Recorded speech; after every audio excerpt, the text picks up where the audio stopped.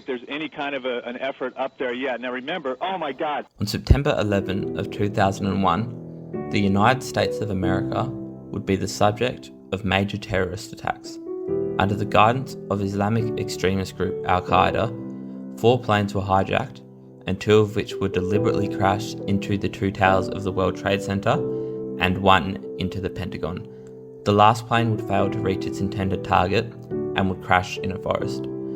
The destruction of life on this day was unexpected and immense. Out of the 265 people on all 4 flights, there would be no survivors. In addition to those on the planes, there would be a total of 2,996 deaths of innocent civilians.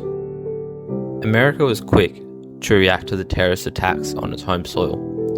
President George W. Bush had this to say on the day of the attacks. Good evening. Today, our fellow citizens, our way of life, our very freedom came under attack in a series of deliberate and deadly terrorist acts. Immediately following the first attack, I implemented our government's emergency response plans.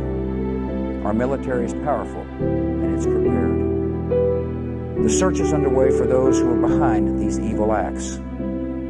I've directed the full resources of our intelligence and law enforcement communities to find those responsible and to bring them to justice. We will make no distinction between the terrorists who committed these acts and those who harbored them. America and our friends and allies join with all those who want peace and security in the world, and we stand together to win the war against terrorism. America has stood down enemies before, and we will do so this time.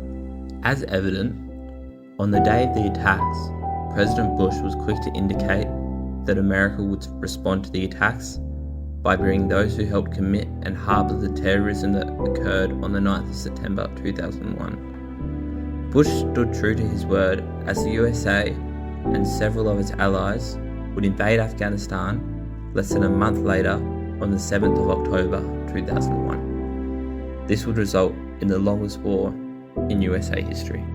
The war on Afghanistan would begin the ongoing war on terror, which would include US military operation in several other countries, some of the significant examples being in Iraq, Pakistan and Syria.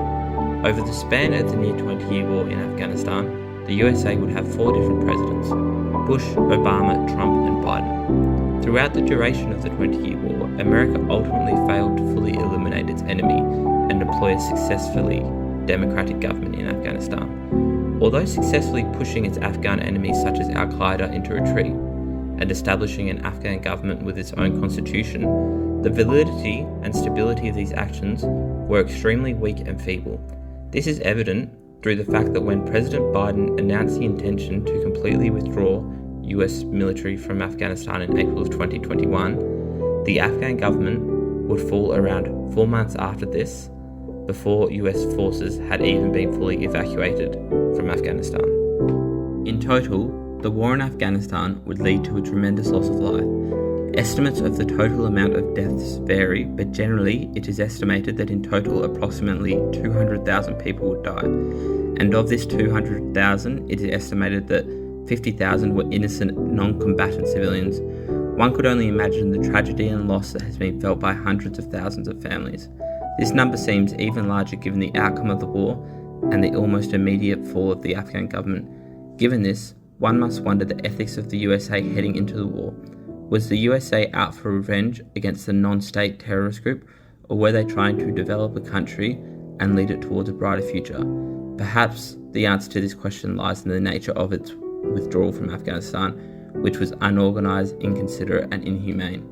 In the withdrawal of Afghanistan, the USA has stripped many Afghans of the liberties that they were afforded under US occupation, leaving many with bleak futures and many with harsh consequences due to their support of US occupation.